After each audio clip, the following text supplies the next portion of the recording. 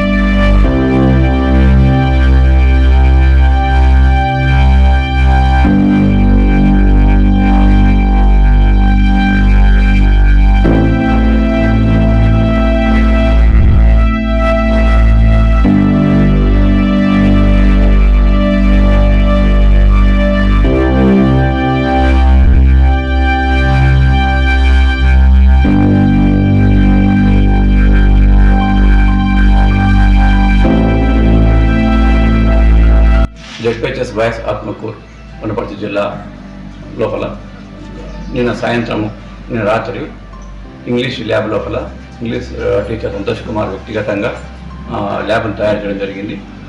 Sir కష్టపడి అన్ని సౌకర్యాలు సమకూర్చుకోవడం జరిగింది.